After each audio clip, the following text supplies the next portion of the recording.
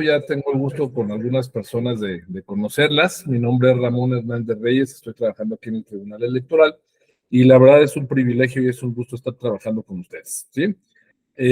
Vamos a hacer un pequeño recorrido, un ejercicio que quisiera, pues tuviéramos nosotros muy en cuenta de que pues la materia del derecho pues es una ciencia a final de cuentas, pero no es una ciencia que tenga pues efectos absolutos en las partes, ¿no? Es decir, una ciencia social pues es una ciencia que obviamente pues admite interpretaciones, admite algunos debates y admite también pues algunos puntos de vista diferentes, ¿no? Entonces, con base a este razonamiento, pues el derecho y desde luego el derecho electoral, pues está en esa propia tesitura y principalmente pues la función y la actividad jurisdiccional. A mí me corresponde pues que platiquemos sobre lo que son las integraciones de los equipos de trabajo y distribución de labores dentro de un órgano jurisdiccional. Principalmente, pues todas y todos sabemos que el órgano jurisdiccional pues tiene una actividad muy definida, ¿sí? Una actividad que pues propiamente es la emisión de acuerdos y la emisión de resoluciones y la emisión de sentencias. Amén también pues de las funciones administrativas que le corresponde llevar a cabo, que pues esta sesión pues no es el caso analizarlas, pero también podemos válidamente señalar que los órganos jurisdiccionales también cuentan con funciones administrativas, es decir, también tienen actividades de carácter administrativo, las cuales deben de ceñirse en ese sentido, ¿no? Entonces, ya planteado lo que es propiamente el universo, ya planteado lo que es propiamente nuestro esquema, vamos a hacer algunas precisiones que también creo que son importantes de hacerlas, ¿no? Primero, quiero comentarles que este tema es muy interesante, pero va concatenado con otros temas que son también no menos importantes y que propiamente pues tienen que ver con el quehacer jurisdiccional de los órganos, ¿no? Ustedes ya tuvieron lo que es el desarrollo histórico de la democracia en México y han tenido las distribuciones de competencias del sistema electoral mexicano, que es muy complejo y principalmente hablando de los órganos administrativos, los requisitos y procedimientos para acceder a una magistratura electoral local, que por cierto, pues ya le vamos a poner sus velitas de 2 años y de 1 año respectivamente a los procedimientos para la selección de las magistradas y de los magistrados de los tribunales locales, y la verdad es que no vemos la hora ni tampoco, y también de las salas regionales, pero eso lo vamos a abordar más adelante, ¿no?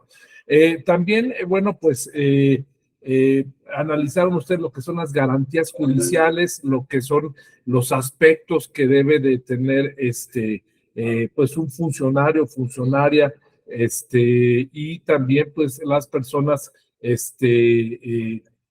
justiciables respecto a la función jurisdiccional para quien imparte la función jurisdiccional o para quien ejecuta la función jurisdiccional y también para los justiciables o las justiciables. También, bueno, pues van a ver ustedes más adelante las responsabilidades de las magistraturas y procedimientos de remoción, el financiamiento de los tribunales electorales locales, los principios del debido proceso, ¿sí? También las bases de la interpretación y argumentación, que es muy, muy importante, el control constitucional en sede electoral local, ¿sí? Y, bueno, la redacción de las sentencias, los precedentes judiciales y, desde luego, pues van a rematar con una conferencia en este sentido al respecto de este tema que es justicia local. ¿Y cuál fue el motivo? Esto es muy importante, que nosotros identifiquemos el por qué se maneja como justicia local. Bueno, la justicia local en términos electorales tiene su propia razón de ser y, bueno, aquí no podemos hablar de que existe una prevalencia de una sobre la otra. Creo que en este tema lo importante es que nosotros identifiquemos cuál es la función del órgano jurisdiccional. Permítanme un segundo, por favor. Bueno,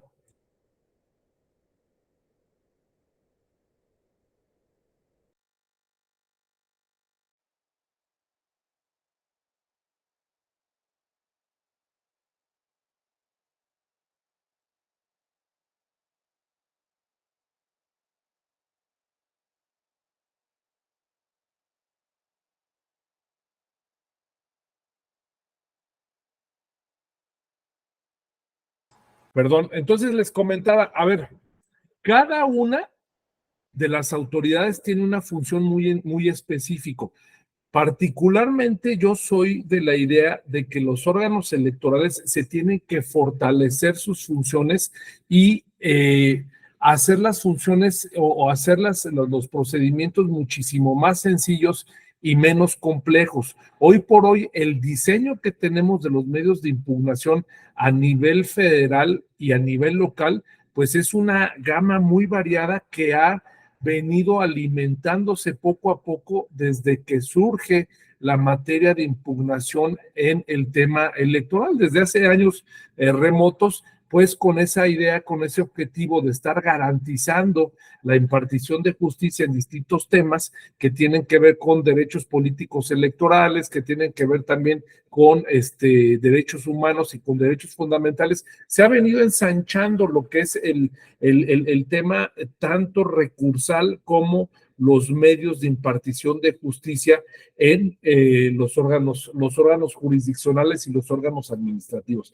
¿Y por qué les estoy comentando esto? Antes de entrar un poquito a lo que es el análisis de estos aspectos, porque pues obviamente creo que es importante de que el modelo en materia de impartición de justicia en los estados se alinea a un modelo que sea similar o que tenga bases mínimas, y también el modelo de impugnación se alinee también a un programa o a una base que tenga elementos en común. ¿Por qué? Porque la verdad es muy complejo, principalmente seguramente aquí habrá personas que les guste el litigio, se dedican al litigio, pues es muy complejo de que en ocasiones tengamos que ver en un estado cuáles son los medios de impugnación, en otro estado varían, los plazos también cambian por esa libre configuración que existen dentro de los estados, ¿no? Particularmente en este tema, estos temas que vamos a analizar, pues no nos vamos a limitar para que comentemos lo que son los equipos de trabajo y las integraciones de los equipos de trabajo, nada más, y dejemos en el aire cuál es la función que tiene el equipo de trabajo. Los equipos de trabajo, pues obviamente tienen una función administrativa y una función jurisdiccional, pero nosotros nos vamos a adentrar a la función jurisdiccional principalmente de los equipos de trabajo. Y aquí enfrentamos también otro reto bien importante. Cuando vamos a realizar algún acuerdo, cuando vamos a realizar algún requerimiento, pues quizás ahí no es tan complejo este ejercicio que nosotros tenemos que llevar a cabo en comparación cuando nosotros tenemos que elaborar, analizar, ver un asunto que se nos ponga sobre la mesa, porque pues ahí viene precisamente un grado de complejidad muy grande. No es lo mismo que nosotros estemos hablando de un juicio de inconformidad respecto de la elección de gobernador, a que estemos hablando de un juicio para la protección de los derechos políticos electorales respecto de una comunidad indígena, que estemos analizando también un procedimiento especial sancionador en general o un procedimiento especial sancionador por violencia política en razón de género. O sea, atendiendo cada una de estas características, pues obviamente se hace complejo esto. ¿Y por qué es, o a qué es a lo que voy? Respetando también ese variopinto o esa gama o ese pastel variado que existe en materia recursal y en materia de medios de impugnación de los distintos estados de la República, pues vamos a tratar nosotros de aproximarnos y de fijar algunas bases importantes para el quehacer que nosotros tenemos en materia jurisdiccional, ¿no? Pero también con una perspectiva de integración, con una perspectiva de equipo para el efecto de que pues nosotros podamos no solamente eficientar más nuestro rol, sino también pues trabajar de manera coordinada. Son aproximaciones, repito, cada una de las ponencias en los distintos tribunales electorales locales, pues tiene su distinta manera de trabajar, tiene su distinta manera de llevar a cabo sus programas y actividades, pero bueno, esto pretende sentar un poco las bases en ese sentido de esta situación, ¿de acuerdo? Y lo primero que a mí se me vino a la mente también que quiero compartir con ustedes es primeramente la vocación que nosotros debemos de tener como servidoras y como servidores públicos del Tribunal Electoral local. Es decir, creo que este papel y creo que este rol es bien importante y que nos concienticemos el papel que regula precisamente la función del Tribunal Electoral local como una parte integrante de un verdadero, de un verdadero sentido, de un verdadero sentido nacional, ¿sí? Es decir, como una parte de un sistema electoral. Eso es importantísimo, bien importante. Pero primero debemos de tener bien claro cuál es o qué significa la participación o el trabajar en equipo. Y aquí me gustaría mucho también que ustedes pudiesen intervenir en ello. Aquí le estoy citando una frase de Margaret Mead que me gustó mucho, que dice que nunca dudes de que un pequeño grupo de ciudadanos reflexivos y comprometidos puede cambiar el mundo. De hecho, es lo único que lo ha logrado. O sea, primero debemos nosotros de concientizarnos el rol que tenemos nosotros como órgano jurisdiccional, la función revisora que tenemos y también la función de equilibrar la balanza ante cualquier tipo de actividad o cualquier tipo de acuerdo, cualquier tipo de acto que ponga en perjuicio o ponga o descontextualice los derechos humanos y los derechos fundamentales de las y los ciudadanos. O sea, vamos a ver en este curso algunos elementos o ingredientes especiales, si ustedes quieren nutrirlo también con muchísimo gusto, que van a ser las bases mínimas de lo que ustedes pues van a estar analizando en cada uno de los casos. No me voy a meter en cada uno de los esquemas porque la verdad es que estos ameritan un estudio especializado, estos ameritan un estudio o un análisis muy, muy marcado, ¿sí? Y pues desde luego ustedes los van a ver en el transcurso de este diplomado, ¿no? Vamos a continuar con los aspectos generales en esto.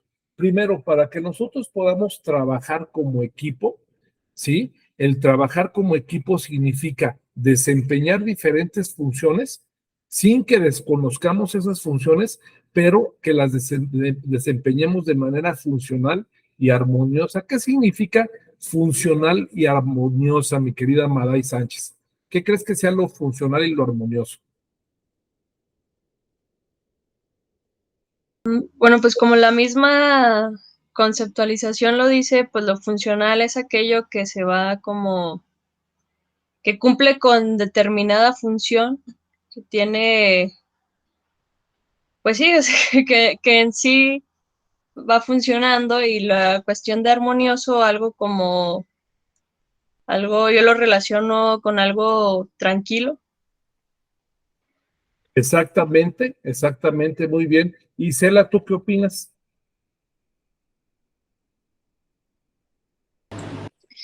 Buenos días. Maestro, ¿me puede repetir la pregunta, por favor? ¿Qué consideras que sea lo armonioso y lo funcional? ¿En los soples o en los tribunales? Con los tribunales, desde luego. Pues igual que la compañera, yo creo que lo armonioso sería lo que se está llevando a cabo en este momento. Ajá. ¿Y lo funcional?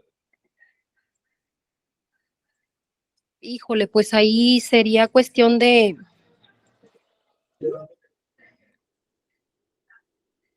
pues de verificar si nos dan los resultados que nosotros estamos buscando que se den. Exactamente. A ver, entonces, lo armonioso significa trabajar bajo un buen ambiente de trabajo, es decir, trabajar y potenciando al máximo todas nuestras calidades, todas nuestras aptitudes. Y lo funcional, recuerden una cosa, lo funcional es lo contrario de lo disfuncional.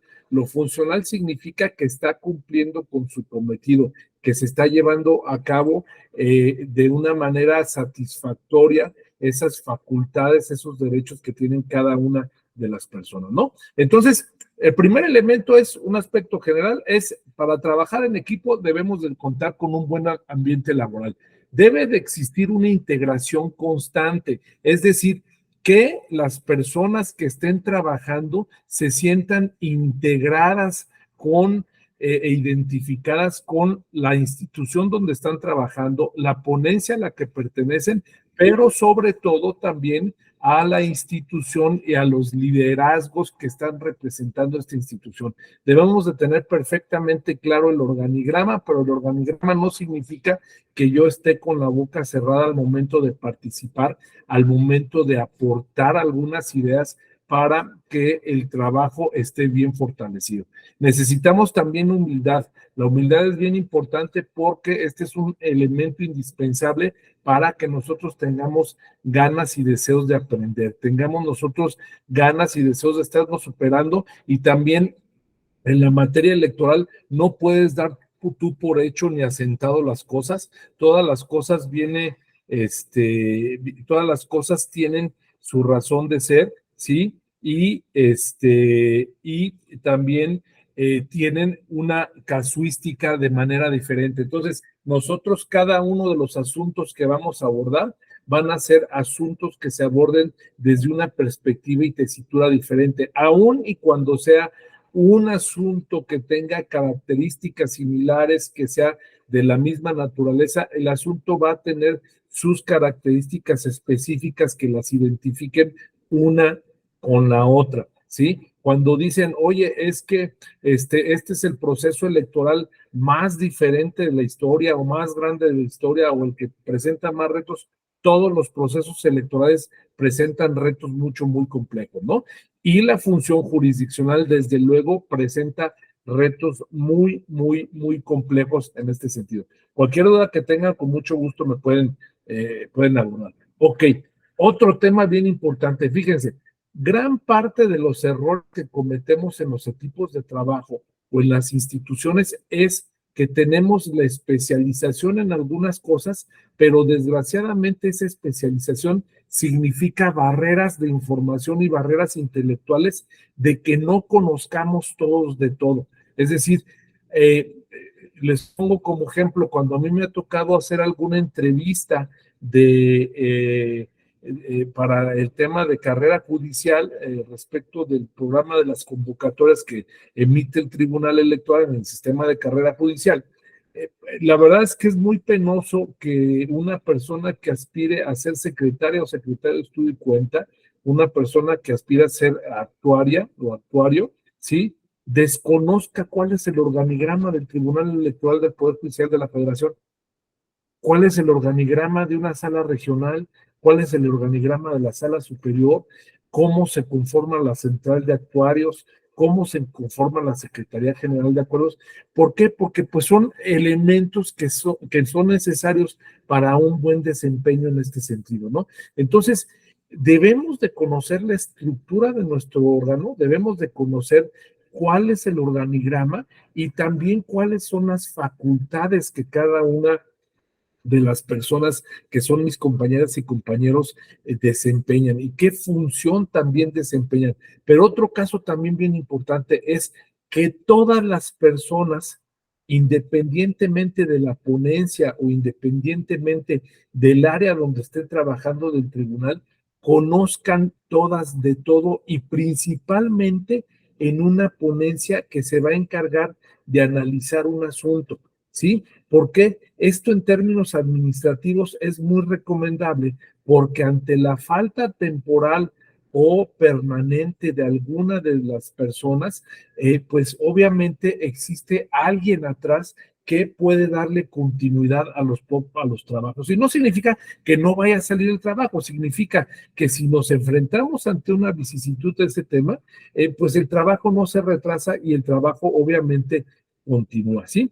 Otro aspecto también importante es la coordinación, ¿sí? Aquí estamos hablando de un trabajo que implica una metodología en específico o varias metodologías, un trabajo que implica un desempeño de un rol de cada una de las partes que intervienen, un trabajo en el cual estamos de manera constante sometidos o sometidas a los términos, ¿sí? Es decir, debemos de resolver las cosas en determinado tiempo, en determinado momento, y principalmente no hablemos del proceso electoral, y también significa la coordinación, es el rol que cada quien va a desempeñar en el equipo, ¿sí?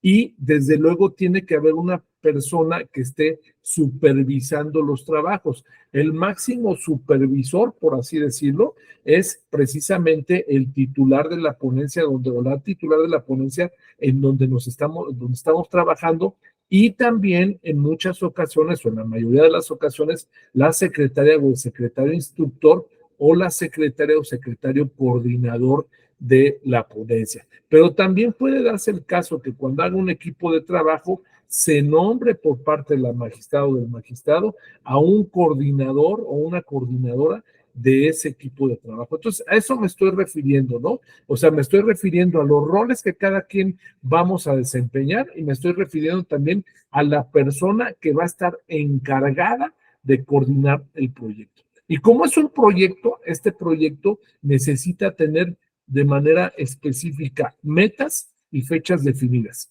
¿sí? Es decir, para que nosotros lleguemos dentro de esos 20 días a emitir la resolución o someterla al pleno para que se apruebe, debemos de pasar varias etapas. Hay etapas que son internas y hay etapas que son externas, es decir, hay etapas que dependen de mí, de la ponencia, y que debo de tener el trabajo ya realizado, y hay etapas que dependen también de los otros equipos de trabajo de las ponencias, y hay etapas también pues que dependen de la deliberación y de lo que consideren cada una de las magistradas o de los magistrados en este sentido. Entonces, volviendo un poco a los equipos de trabajo de las ponencias, deben de estar bien definidas las fechas, y en esas fechas también contemplar algún asunto que se pudiese salir de la mecánica normal como nosotros estamos manejando los asuntos.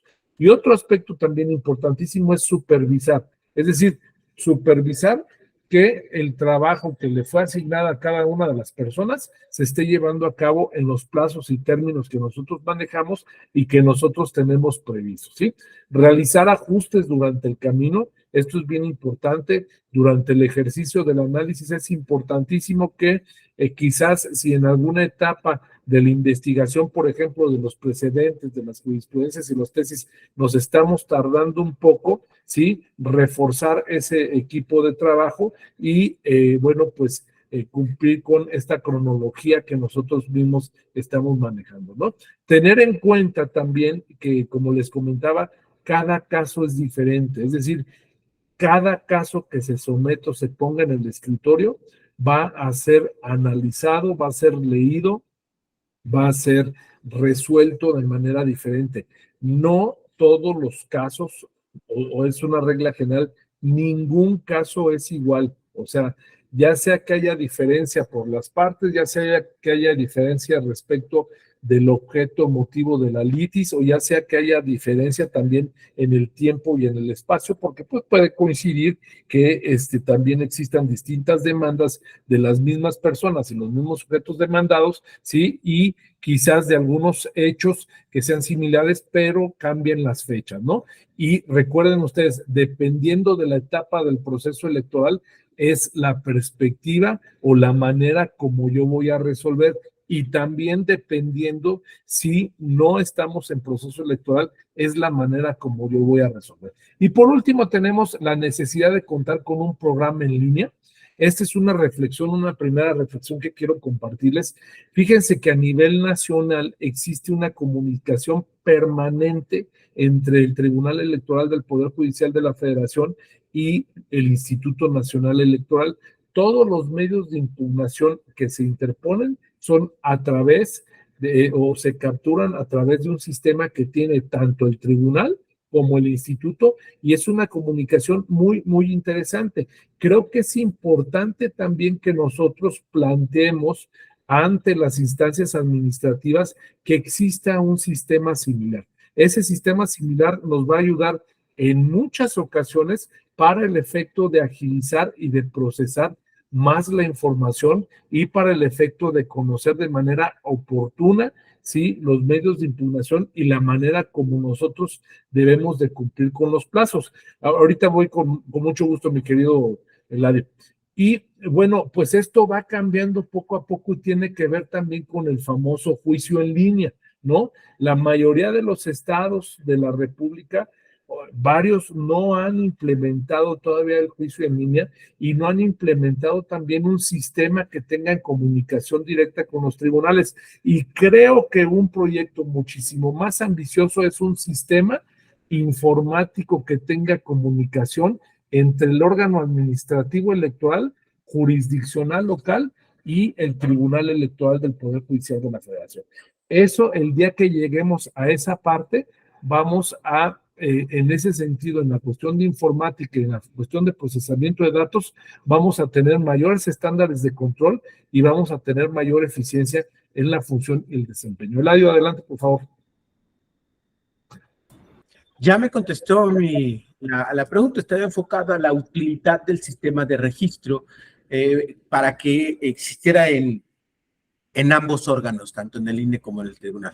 Muchísimas gracias. No, hombre, con todo gusto, Eladio. Cuando quieran interrumpirme, con mucho gusto. Entonces les decía, este tema es un tema aparentemente sencillo, pero déjenme decirles, miren, cuando yo estuve trabajando como secretario general de acuerdos, como secretario de acuerdos de un órgano público local, la verdad es de que yo le pedí a la gente que estaba trabajando conmigo de que sacara copia del expediente y se lanzara a la sala regional o a la sala superior o se lanzara al tribunal. Siempre yo sacaba 4 copias del expediente. Una copia era para la sala, para el tribunal local, otro era para la sala regional y otro era para la sala superior, y tenía además una más para el efecto de estarla rayoneando, tachoneando, meter cosas, hacer anotaciones y todo para los equipos de trabajo que se conformaban en sede administrativa. En sede jurisdiccional, cuando estuve trabajando también en el tribunal, en el Supremo Tribunal de Justicia en un estado,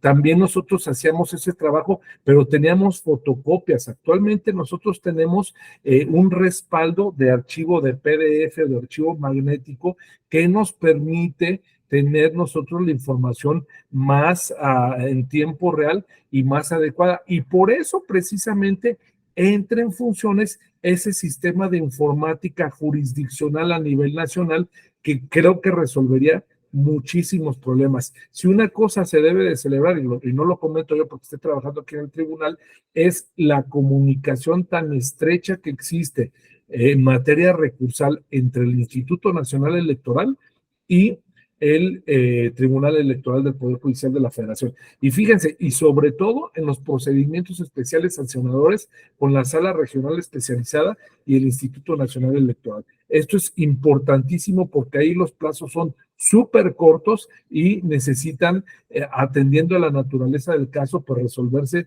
de una manera muy, muy ágil, de una manera muy, muy pronta, ¿no?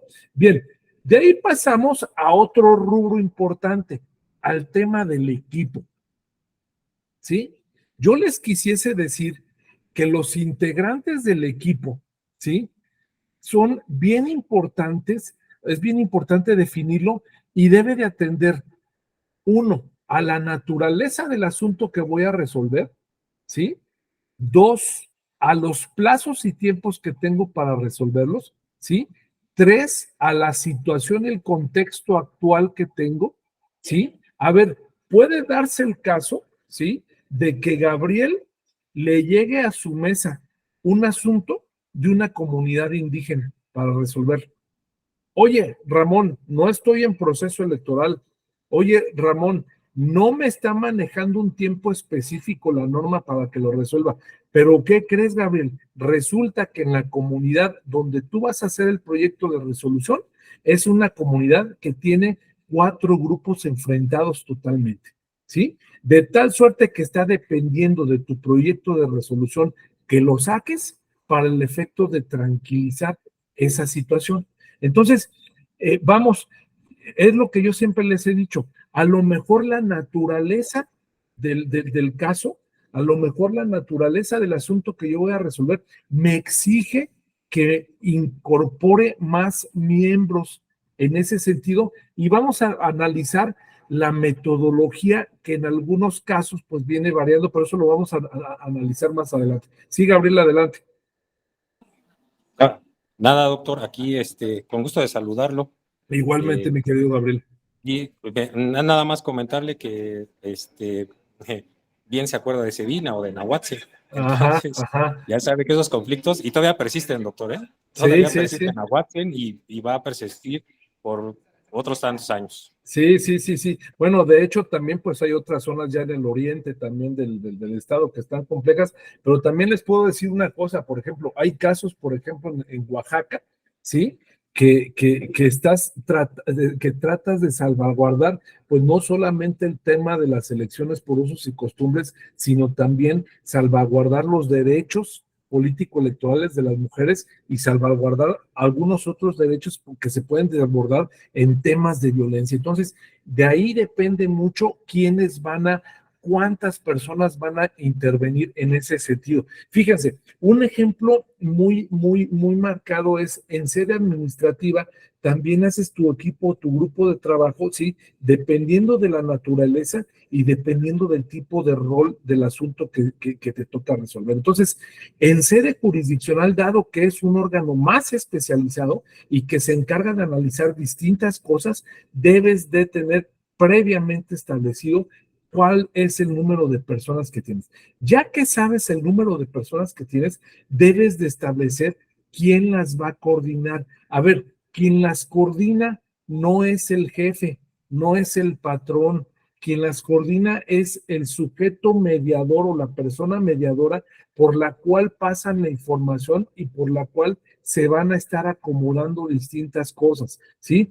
Este coordinador o esta coordinadora tiene que establecer roles, es decir, quiénes van a checar algunos antecedentes, precedentes, resoluciones, tanto del órgano jurisdiccional local como de otros órganos jurisdiccionales locales, como también de la Sala Superior y de las salas regionales del Tribunal Electoral del Poder Judicial de la Federación, en algunos casos de la Corte Interamericana de Derechos Humanos o de algunos otros órganos jurisdiccionales de la Suprema Corte que nos orienten un poco para que nosotros tengamos una luz al respecto. No significa de que si no hay antecedentes o no hay precedentes o no encontramos, nos vamos a ahogar. Es decir, recuerden que cada una de los proyectos que se deben de llevar a cabo tiene una naturaleza diferente y a lo mejor pues van a resolver por primera vez o fijar un precedente por primera vez. Recuerden también el rol tan importante que tienen los tribunales electorales locales, en razón de que derivado de los criterios de los tribunales electorales locales se generan también muchos criterios a nivel nacional. Principalmente les voy a poner un ejemplo, Yasmín. En el caso de las asignaciones de representación proporcional de diputadas y diputados locales o de ayuntamientos, cada uno, la configuración de todos los estados es completamente diferente, ¿sí? Y en este caso, los criterios que emiten los tribunales electorales locales sirven mucho de antecedente y precedente para las salas regionales o para la sala superior del tribunal. Entonces, esto es importante, también establecer roles de quién va a ser el dictamen o quién va a ser el informe correspondiente respecto del asunto que nos va a generar una tarjeta, una información del asunto en general, un panorama global en este caso. Y esto se da de mayor razón o mayor motivo cuando estamos en proceso electoral, que los tiempos son muy cortos, ¿sí? Y que tenemos que resolver a rajatabla o a matacaballo, como decimos, ¿no? Asignar funciones, sí, es bien importante, ¿no? Por lo regular, estas funciones, pues, tienen que ver con también otros aspectos relativos a la elaboración de los antecedentes, quizás otras personas que revisen el expediente, que vean que el expediente está totalmente conformado, que vean los supuestos procesales o o algunos aspectos más de ese tipo que ahorita los vamos a abordar, ¿no? Tratar de incorporar gente a nuevas funciones o gente nueva al proyecto. ¿Qué será esto? ¿Qué significará esto, mi querido Toño Urbina?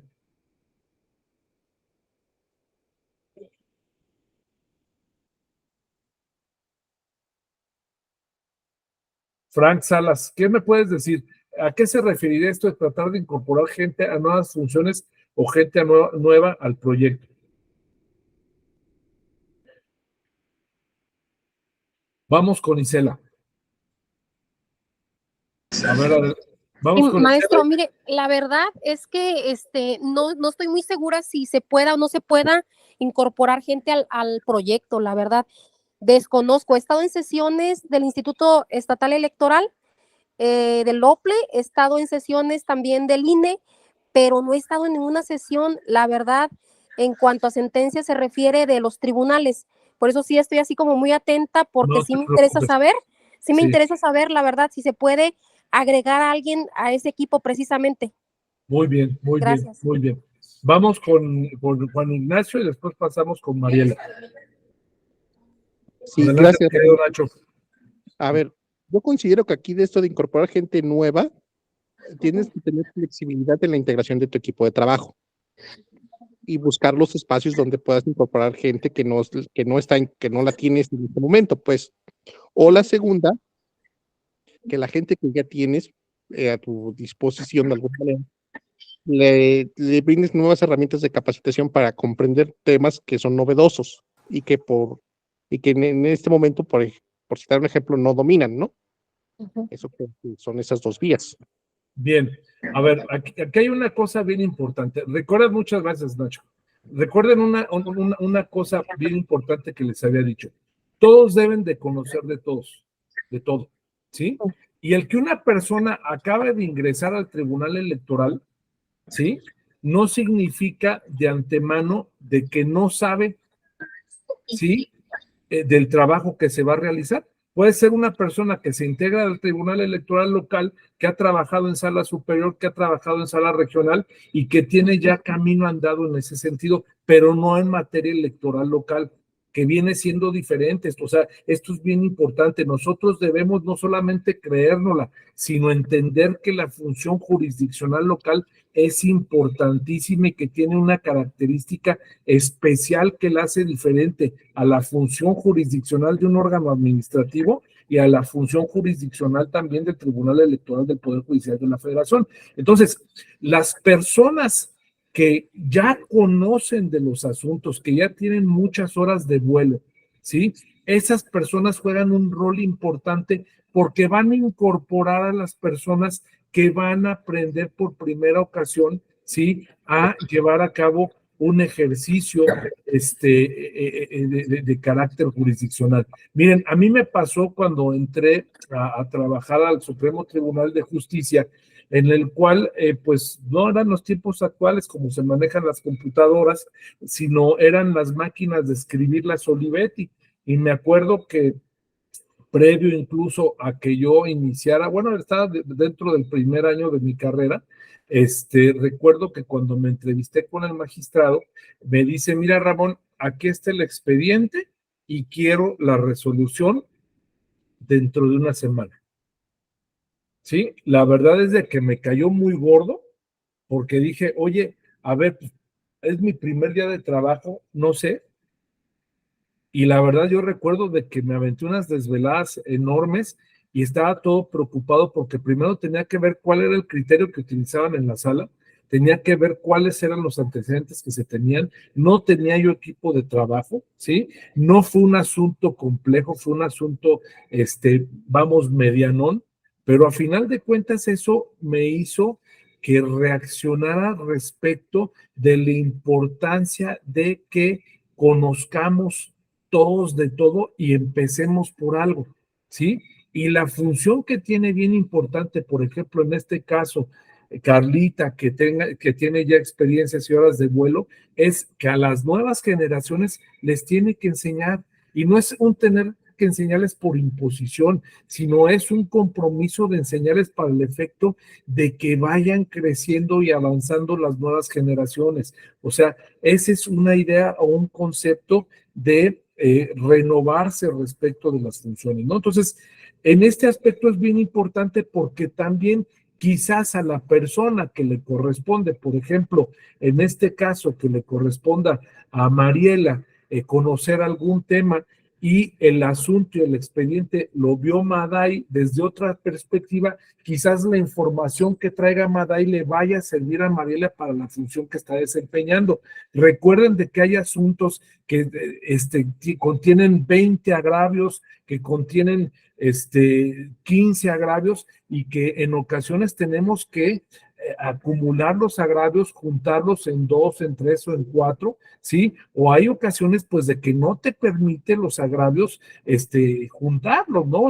Principalmente cuando estamos hablando de la nulidad de una elección por violaciones graves a los principios constitucionales, que tenemos que hacer ponderaciones y todo ese tipo, ¿no? Entonces, esto, pues, desde luego nos va a generar o nos va a armar esa parte importante, ¿no? Dice, yo también he estado en sesiones del Consejo Distrital y los lineamientos siempre tienen señalado a las personas que pueden intervenir y funciones que pueden realizar. No, este es otro tema, mi querido Toño, ahorita los vamos a explicar más claramente. Carlita dice, el armar los equipos de trabajo son de gran importancia. El enriquecimiento con personas que han vivido de manera profesional experiencias diversas suman mucho y el poder compartir el conocimiento aporta demasiado al momento que se analicen los asuntos para realizar el proyecto de resolución. Completamente de acuerdo con lo que dice mi querida Carla, porque es es un aspecto vivencial en ese sentido, ¿no? De ahí pasamos a otra parte que también es súper importante, el expediente, ¿sí? O sea, fíjense bien, tenemos ya temas generales, asuntos generales, tenemos el armado de los equipos de trabajo, ¿sí? Pero es bien importante, ¿sí? Revisar el expediente, tanto de manera física, ¿sí? Es decir, ver cuál es el componente que tiene el expediente. Primero ver que el componente del expediente esté completo. O sea, esa es una cuestión de pleno orden. Vamos, Yasmín, si a ti te van a pasar un documento para que lo traduzcas y te paso el capítulo 1 y el capítulo 5 no está y el capítulo 4 lo estoy terminando de capturar, ¿qué va a pasar, Yasmín? Pues que no vas a saber lo que estás traduciendo, ¿sí?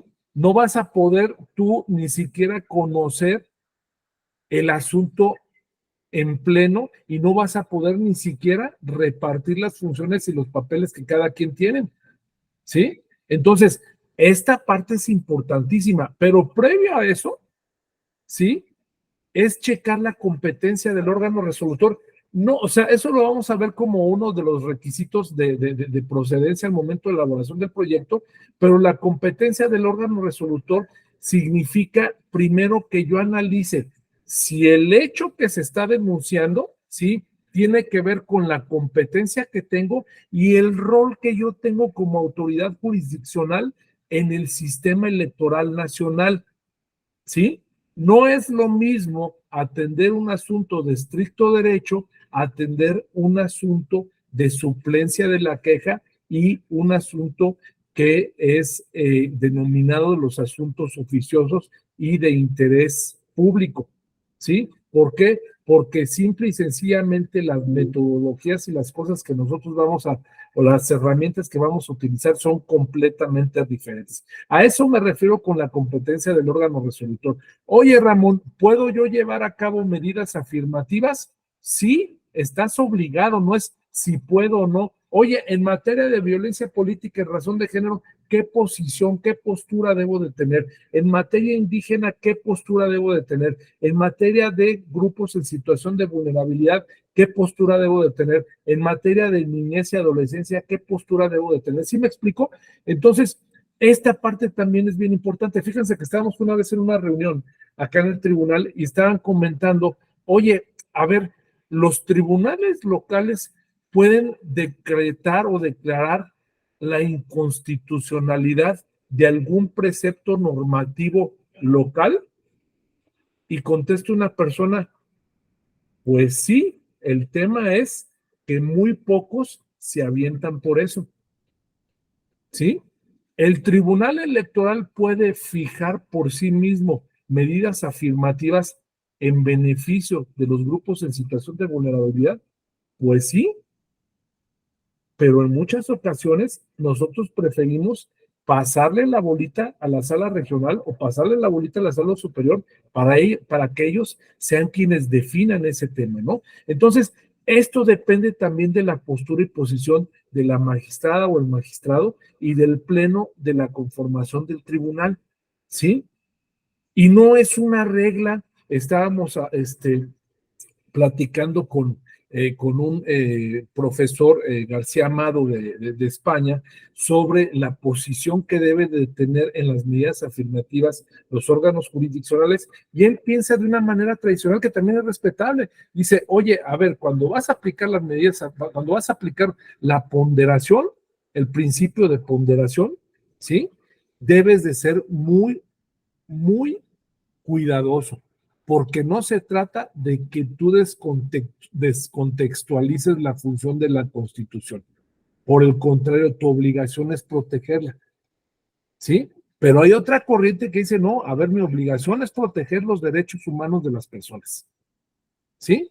Y si la norma minimiza, bloquea o no prevé la potencialización de los derechos humanos de las personas, mi obligación es participar en esa situación, ¿no? O sea, vamos, no significa que no hagamos cosas que estén al margen, que hagamos cosas que estén al margen de la ley, pero significa también de entender la función que tenemos nosotros jurisdiccional. Nosotros no podemos hacer declaratoria de inconstitucionalidad de nada, pero sí podemos decir de que ese dispositivo de la norma se aparta de los principios constitucionales y decir, bueno, ese principio no se aplica o esa parte no se aplica. Hay un caso bien interesante respecto del tema de los debates, que recuerdo que hace aproximadamente unos 8 o 9 años se resolvió respecto del plazo en el cual sí puedes llevar a cabo la organización y la celebración de un debate, ¿sí? Ese es un ejemplo, vamos, de un debate en las elecciones a cargo del órgano administrativo. Es que la ley es muy chistosa, o sea, la ley te dice, podrán solicitar, pero nunca puso un plazo hasta el cual, o fecha límite hasta el cual, dijéramos nosotros, ¿sí? O se especificara, se puede solicitar la celebración de un debate, ¿sí? Y la ley venía tan deficiente en ese sentido, ¿sí? Y los lineamientos también que se emitieron por parte del órgano administrativo electoral, que el tribunal tuvo que entrar ahí, en ese caso, para decir, a ver, si bien es cierto la ley no te señala esto, y en el acuerdo, ¿sí? Estás manejando un plazo en ese sentido, un plazo razonable para que tú hagas tu solicitud, es de tantos días, ¿no? O sea, ahí entró en ese sentido la autoridad, ¿sí? Para el efecto de corregir la plana en este sentido, ¿no? Entonces, este tema también es bien importante. Las medidas afirmativas o preventivas. Hay casos que se han presentado, por ejemplo, recuerdo en un estado que se presentó un caso de que estaban solicitando medidas cautelares, ¿sí? El asunto de violencia política en razón de género no se admitió, duró como 2 o 3 años en admitirse, y las medidas cautelares estaban peloteándose entre el Tribunal Electoral local y entre la sala regional, ¿sí? La pregunta aquí es, ¿son ellos de manera, vamos, tradicional, las autoridades competentes para emitir medidas cautelares? No, es la autoridad administrativa, pero en una función de despliegue de derechos humanos, ¿sí? Tiene la obligación el órgano jurisdiccional, si advierte que por el transcurso del tiempo se está poniendo en riesgo la integridad de la probable víctima, ¿sí? Entonces, Este aspecto es muy importante. El órgano también jurisdiccional local tiene también la obligación de emitir medidas afirmativas para el efecto de que sean prontas, efectivas y oportunas, ¿sí? Hay otro caso, por ejemplo, un caso que me tocó ver en Guadalajara, ¿sí? Respecto de unas medidas afirmativas de inclusión que emitió el órgano electoral administrativo, ¿sí? Que vamos, en comparación con las medidas afirmativas de integración de grupos vulnerables del proceso anterior, estas venían con un sesgo pues más limitativo que no potenciaba los derechos humanos de las personas en situación de vulnerabilidad. ¿Qué pasó con el Tribunal Electoral Local? Pues se le hizo muy fácil decir de que no procedía el medio de impugnación y declarar infundados los agravios porque decía, bueno, pues este tema ya fue resuelto por el órgano administrativo, hizo sus mediciones y pues simple y sencillamente no lo vamos a, confirmo yo el acto en este caso de la autoridad responsable. Llega el asunto a Sala Guadalajara y dice, oye, no, a ver, voy a valorar tu asunto, voy a valorar tus medidas, porque estas medidas son muy restrictivas y son medidas que no cumplen esa potencialización de derechos. Entonces, derivado de ello, voy a utilizar las medidas anteriores que manejaste, las revivo, ¿sí? Y las vas a aplicar para este proceso electoral, ¿sí? Son casos que les digo excepcionales, pero son casos muy interesantes, ¿no? Todas las personas miembros del equipo deben de conocer el expediente. Es más fácil que varios ojos identifiquen alguna situación que sea nada más un par de ojos, ¿sí? Verificar la integración del expediente, que el expediente esté bien conformado. Si hay alguna cosa o algún elemento que haga falta, realizar los requerimientos en su caso, ¿sí? Esto es bien importante. A ver, lo digo también con experiencia del caso. Cuando a nosotros se nos traspapela, cuando a un órgano administrativo electoral se le traspapela un documento, vamos a dejarlo así, ¿sí? Debe de tener identificadísima la autoridad para requerirlo de manera inmediata, ¿sí? Porque en muchas ocasiones, sobre pretexto de que existe la obligación de resolver de manera pronta, nos comemos muchas cosas, ¿sí? El órgano jurisdiccional y obviamente, pues la resolución que debe de cumplir con un objetivo, uno de los objetivos principales, que es la exhaustividad, pues no podemos aplicar ese principio porque se vuelve complejo, ¿no? Hacer un calendario de ruta de resolución atendiendo a la naturaleza del caso. Es decir, si el caso es urgente, tantos días para que me hagan un dictamen y sepamos cómo vamos a enderezar la ruta. Si el caso no es tan urgente, bueno, pues fijar esas fechas, ¿no? Que eso también es importante. Recordemos una cosa, hay que tomar en cuenta, como les dije, hay proceso interno.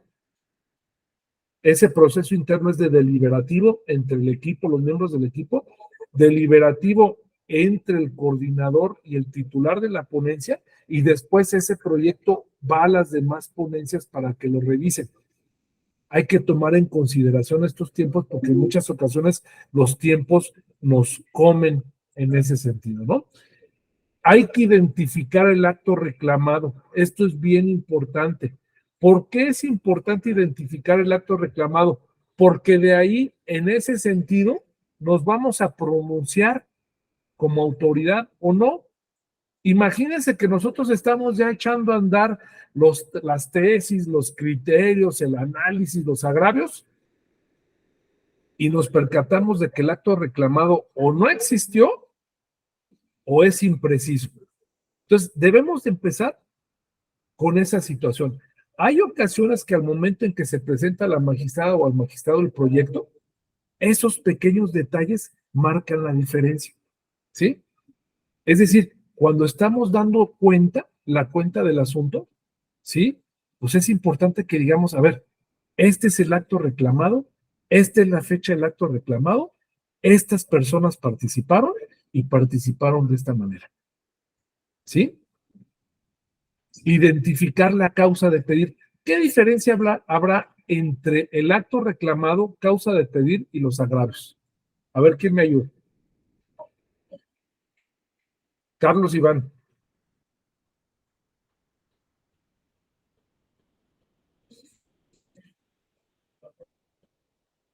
Alberto Sánchez. Aarón Antonio. ¿Te parece que estoy pasando lista? A ver, Yasmín. A ver, Aarón, adelante. Sí, maestro, yo creo que la diferencia se centra en qué es lo que busca en la sentencia, ¿no? O sea, hay tres efectos, digo, hay tres condiciones, ¿no? Confirmar, revocar o modificar. En este caso, ¿cuál es su intención, ¿no? Y relacionarlos con los agravios. Bien, a ver, ¿quién iba? Yasmín. Pues serían los actos reclamados, lo que el partido político o la persona nos está reclamando en su caso. De la autoridad responsable, la autoridad, o de la persona que está denunciando, ¿verdad? Exacto, es la diferencia. Y otras son los que en verdad, ¿la otra cuál era, doctor? Actos reclamados y qué, me dijo la otra. Causa de pedir. La causa de pedir, ¿qué es lo que estoy pidiendo?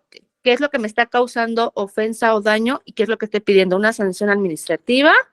O que, bueno, en caso de elecciones, pues que sea la nulidad de alguna elección, ¿no? Y la otra que me comentó, ¿cuál era? Identificar los agravios. Identificar los agravios sería si hay un agravio no solamente hacia la persona, el partido político, o hacia algún ciudadano o hacia la misma elección. Sería particularmente si en verdad existe lo que ellos me están pidiendo, si sí tiene causa de agravio o no, determinar nosotros si tiene la causa de agravio o en su caso, ¿no?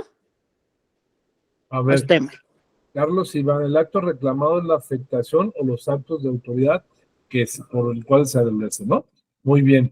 Y la causa de pedir es lo que quiere el quejoso, y los agravios son los argumentos dentro de los cuales se fundamentan los derechos y artículos violados. Exactamente, Carlos, muy, muy puntual. Muchas gracias, Carlos. Fíjense una cosa, les puse yo aquí, en este caso, la identificación del acto reclamado.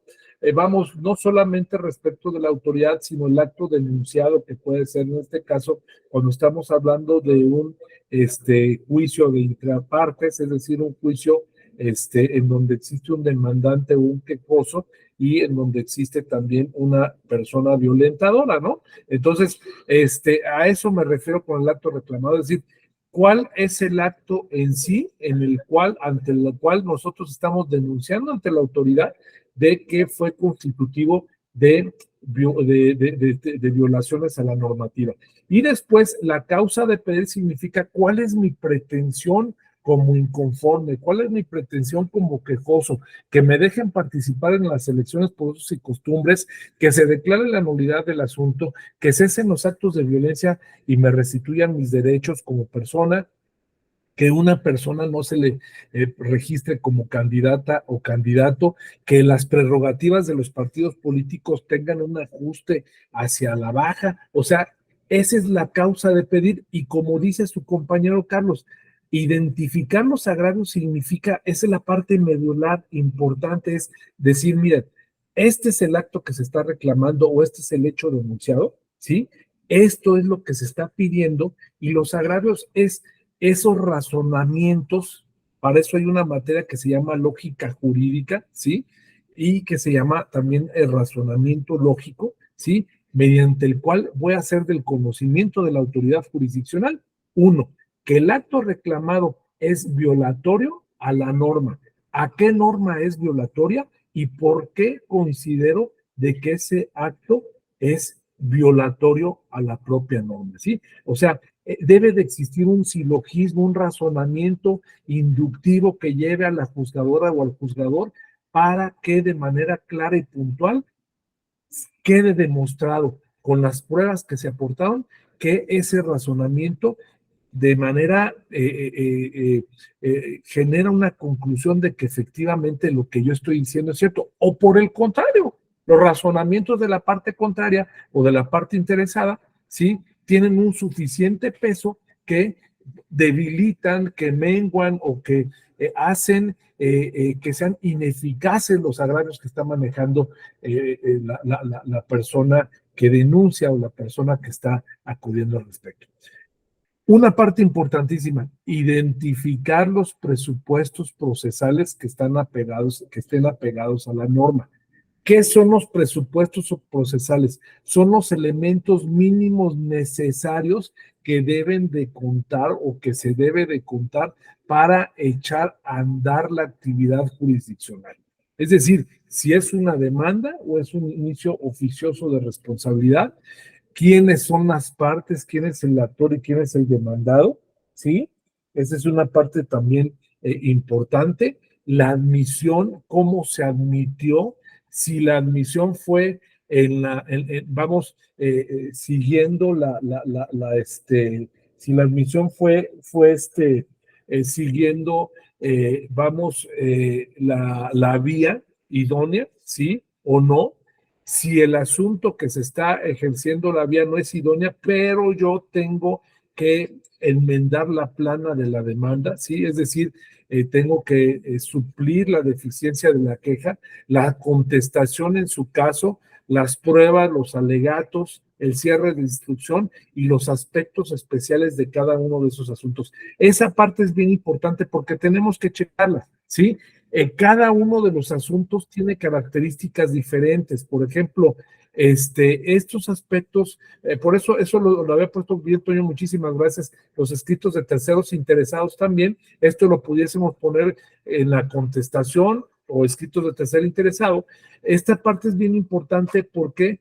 Porque depende, es una gama enorme de reclamos o de demandas o de naturaleza jurídica. No es lo mismo un procedimiento oficioso derivado de una cuestión de fiscalización a una queja que se presente por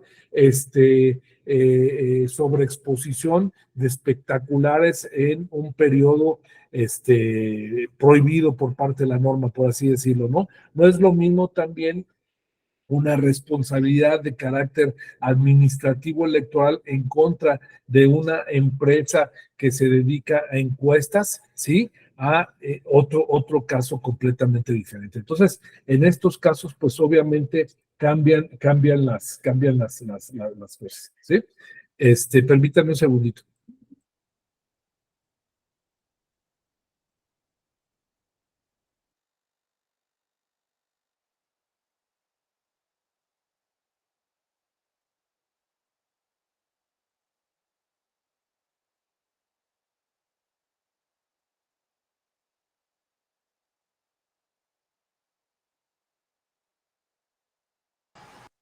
Bien, otro aspecto también bien importante del expediente, capturar o realizar un expediente electrónico del asunto. Eso nos va a facilitar muchísimo el tiempo para el efecto de que nosotros podamos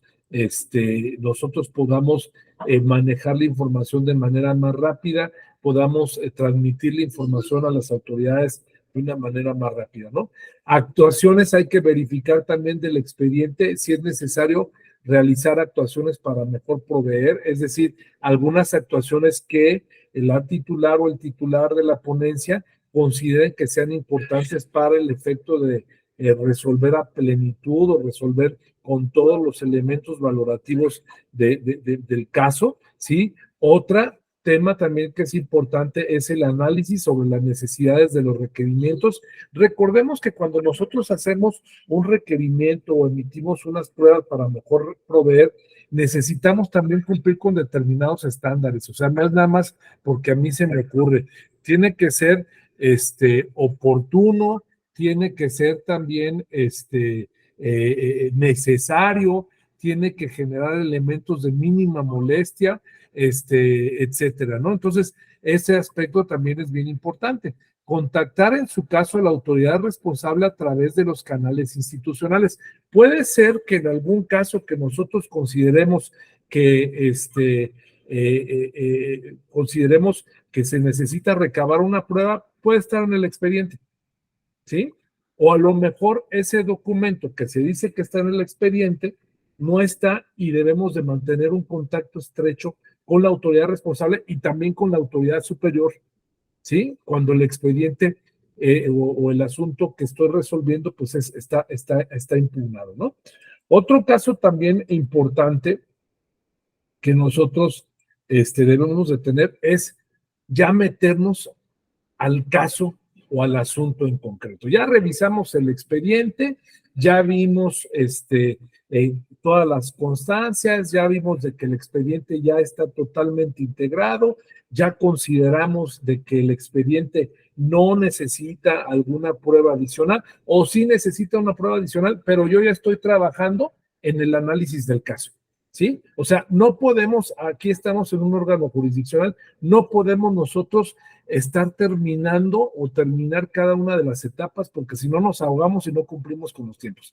En el momento en que se está revisando el expediente, también se están revisando el caso o el asunto que está tratado, porque esto es triplemente importante. Esto es para que yo conozca el asunto, esto es para que yo comparta las características especiales del asunto y esto es para que yo le dé cuenta al magistrado o a la magistrada, ¿sí? Que van a instruir o que van a elaborar el proyecto, ¿no?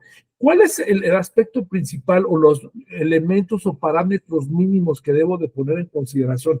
Analizar la naturaleza del caso, ¿sí? De verdad, primero tenemos que analizar, ¿sí? Como les decía, ¿cuál es la competencia que tengo como autoridad? Y si el caso que se está poniendo a consideración se encuentra dentro de los recursos o dentro de las competencias que se manejan por ley. ¿Sí? O sea, para encauzarlo, ¿qué pasa? Una pregunta que les hago. Si alguno de los asuntos que se somete a su jurisdicción no viene en la ley una vía específica, pero ustedes tienen la duda razonable de que sí son competentes, ¿desecharían el caso o qué harían?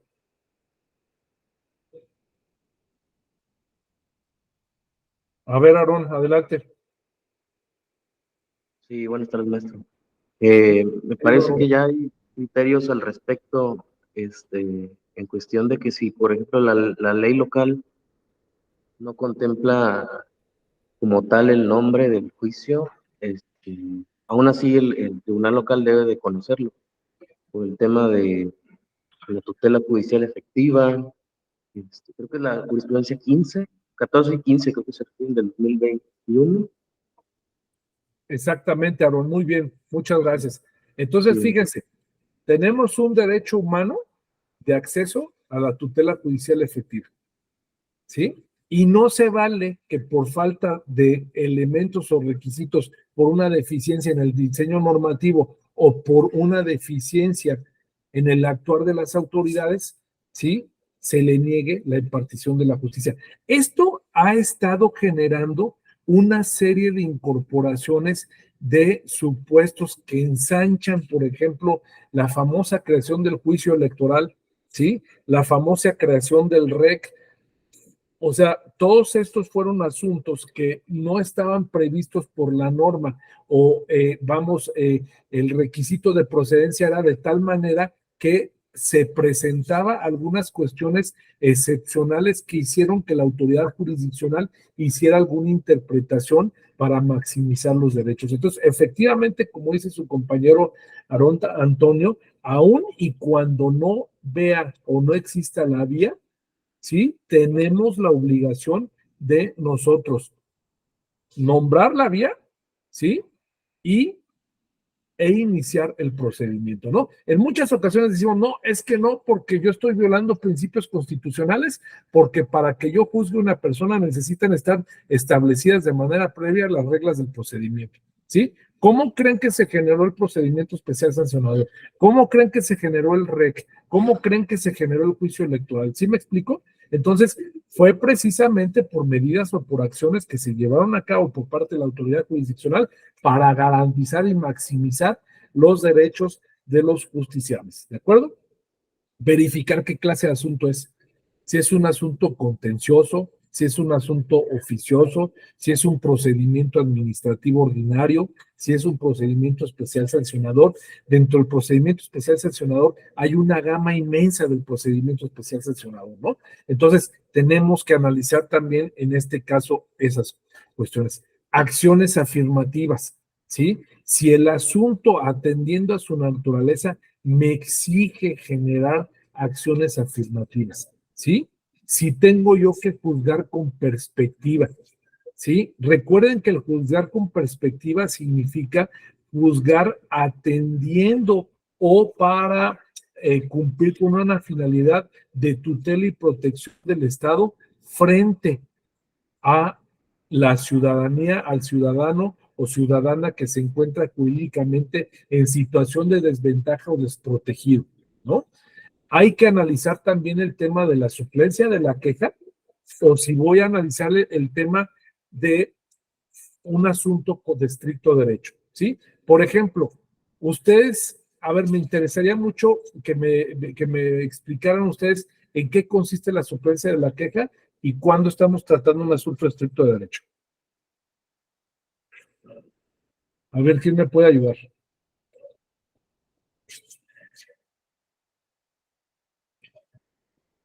A ver, mi querido Arón Antonio. Perdón, maestra, la pregunta era, ¿cuándo entra la suplencia de la queja? Ajá, ¿y cuándo es un asunto de estricto derecho? Entra la suplencia de la queja en asuntos, si mal no recuerdo, en asuntos de materia de pueblos originarios y exclusivamente de estricto derecho entra en el JRC. Ajá, en el JRC o también puede ser en un HINT, ¿no? Cuando se está alegando alguna solo lo cuestión. que solicita el Ajá, actor. exactamente, exactamente. Es decir, yo solamente me tengo que limitar, en estricto derecho es solamente me tengo que limitar a los casos que me está denunciando y verificar si efectivamente se da ese caso. No, no puedo yo desplegar un asunto, vamos, una función de derivada de la suplencia de la queja. A ver, mi querido Nacho, ¿vas a comentar algo? Sí, iba a comentar que la suplencia de la queja era, supongamos que hay un asunto en una comunidad indígena donde no se explica bien el actor en los términos en cuanto al lenguaje, digamos, que estamos acostumbrados a leer, ¿no? El lenguaje legal, todo eso, ahí le suplimos la queja, porque entonces entendemos el sentido de lo que quiere y lo corregimos en ese punto. A eso se refiere con la suplencia de la queja. Y el estricto derecho pues, se refiere a que no, que si te lo plantean en esos términos y no está bien planteado, no puedes suplirle esa deficiencia. Exactamente, exactamente. Hay una cosa bien sencilla, les voy a pasar un tip. Suplencia de la queja son cuando en su mayoría los asuntos son de interés público, ¿sí? O se trata de generar medidas, ¿sí? De protección y tutela de derechos a grupos en situación de vulnerabilidad, ¿sí? En términos generales viene siendo eso. Y de estricto derecho es, yo verifico o sea, yo analizo de manera puntual los derechos que están reclamándome como violados y los agravios, pero bajo ningún contexto yo puedo enmendar la plana ante alguna deficiencia al respecto. También otro tema importante del expediente, medidas cautelares. Tenemos que verificar si se solicitaron medidas cautelares o no se solicitaron medidas cautelares, si tengo que intervenir en esas medidas cautelares o si se concedieron o no las medidas cautelares, ¿sí? Porque esta es una parte también bien importante. Hay autoridades administrativas, y lo digo con todo respeto, que eso no le ponen interés alguno al respecto y bueno, se complica mucho ahí la situación.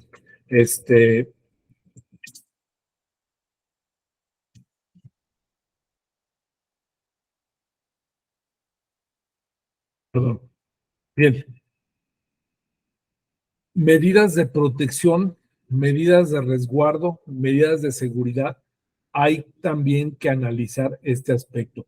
Las pruebas aportadas, si yo tengo la menor duda de que necesito alguna otra prueba adicional, nosotros tenemos que, con base a esas facultades que tengo, de llevar a cabo, ordenar las diligencias, ordenar alguna diligencia adicional en este sentido, ¿no?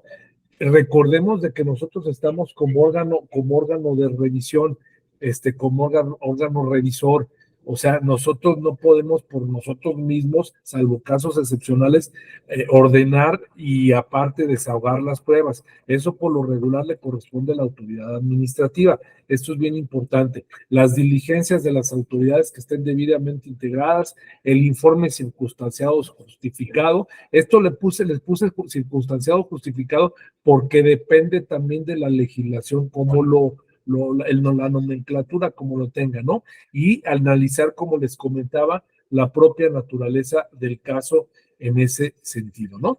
Ahí mismo también dentro del asunto tenemos que hacer un análisis de los agravios y, como les había comentado, la causa de pedir o las pretensiones. Aquí esto es bien importante porque en ocasiones los agravios no son de una tesitura o no son de una característica tan clara como a nosotros nos gustaría. Entonces nosotros debemos de ejercer un manto protector, por así decirlo, y tratar la juzgadora, el juzgador, de interpretar, maximizando ese derecho de la tutela efectiva de la impartición de la justicia, en saber o delimitar cuál es la pretensión que tiene la persona que presenta el recurso, que presenta el juicio o el procedimiento administrativo, y cuáles son, en el caso recursal, los agravios que están señalando, o en el caso de la demanda, lo que está señalando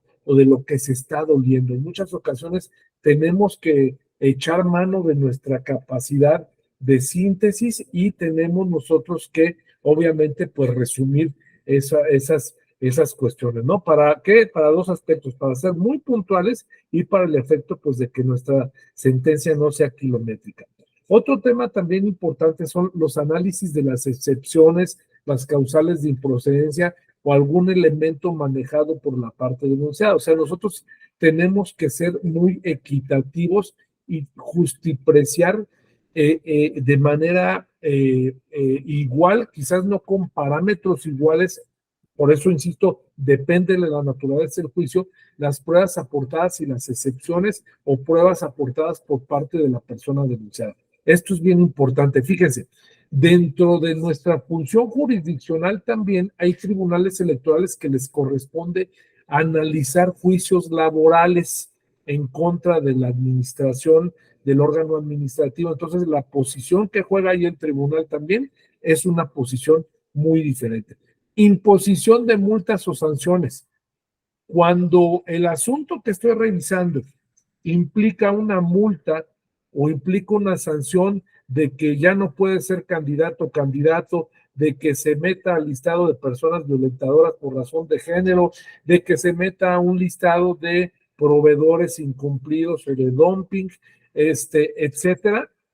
Bueno, tengo que analizar también en estos casos, ¿sí? Si efectivamente, por ejemplo, se trata de un asunto de violencia política en razón de género, de manera oficiosa tengo yo que analizar esta situación. Es decir, esto te implica una perspectiva respecto de la manera como tú vas a juzgar, ¿de acuerdo? Bien. Y aquí pasamos a lo que conocemos nosotros como lo que son los requisitos de forma y los requisitos de fondo. Es decir, cuando voy a resolver mi asunto, tengo primeramente que ver que se cumplan con los requisitos de forma, ¿sí? De la queja, de la denuncia o del recurso que se está marcando. Es decir, primero sí tengo que ver si tengo competencia o no para conocer el asunto, ¿sí? Es decir, si soy competente o no para resolver el asunto. A ver, ahora con esa perspectiva que nosotros estamos manejando de protección de los derechos políticos electorales y vía derechos humanos y vía también derechos fundamentales, hay en un artículo de la Carta de la Declaratoria de los Derechos Humanos a través de la Carta Interamericana, hay un artículo que dice que se debe de proteger los derechos de las personas, bueno, no que se debe proteger, que los derechos humanos o el derecho humano, ¿sí? De ser electo, ¿sí? O de voto pasivo, por así decirlo, ¿sí? Abarca las personas funcionarias públicas que, sin ser electas, desempeñan una función pública, ¿sí? Hace unos años me tocó conocer un asunto de un tribunal electoral en el cual le negó a una funcionaria, ¿sí?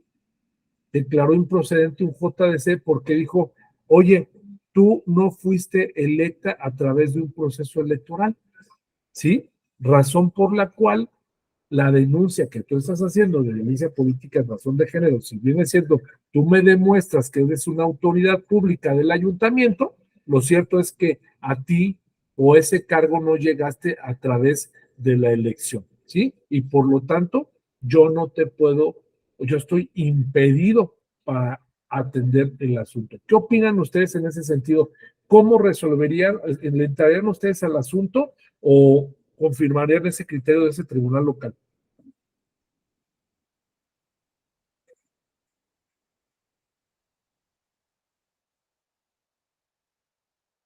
Se los dejo de tarea. Creo que ahí sí podemos llevar a cabo una protección, maximizar los derechos y darle certeza a las personas que vienen siendo sujetas o que son sujetas en violencia política en razón de género. Hay que checar un poco la reforma del 2019-2020 en ese sentido.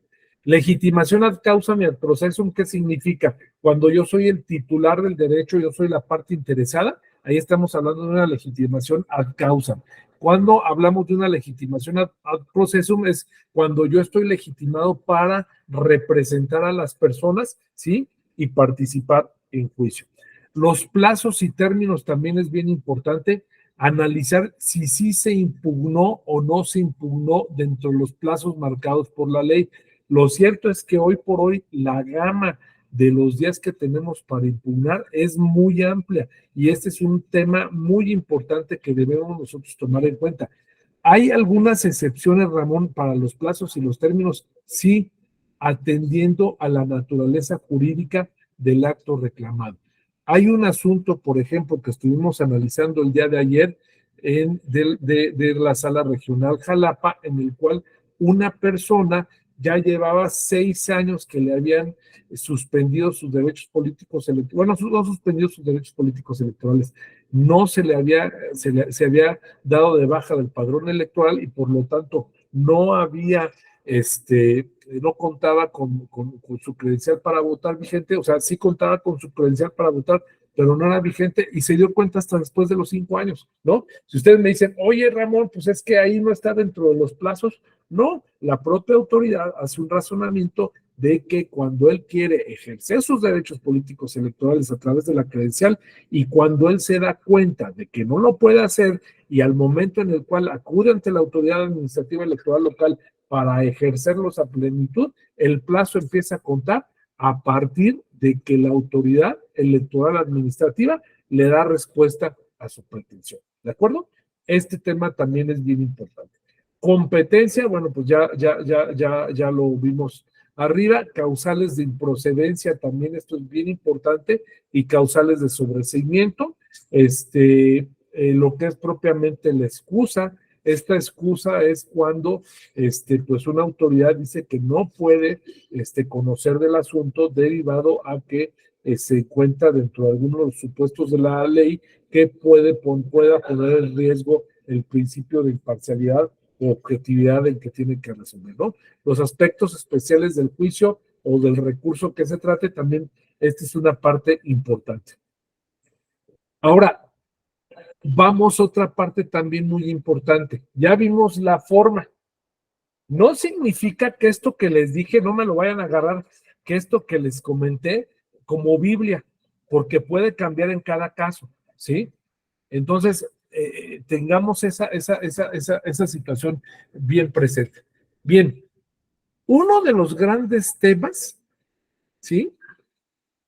Cuando ponen un asunto sobre la mesa es cómo le voy a entrar al asunto, ¿sí? Es decir, ¿qué metodología voy a utilizar para abordar el estudio del caso que se me plantea? Y ahí es muy variado. yo les comentaba que lastimosamente no existe un manual mínimo, ¿sí? En el cual nosotros podamos apoyar en términos generales, ¿sí?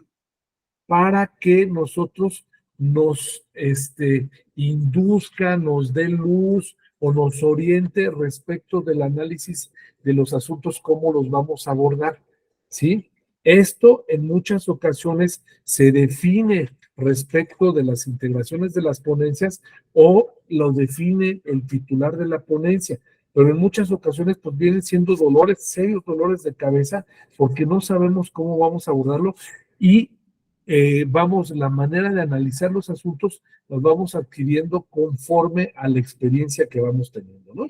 Entonces, la metodología que vamos a utilizar es bien importante, bien importante. Ahorita vamos a analizar algunos aspectos que pueden conformar la metodología, parámetros mínimos que pues obviamente nos obligan a atenderlos. Primero, el planteamiento de la causa de pedir,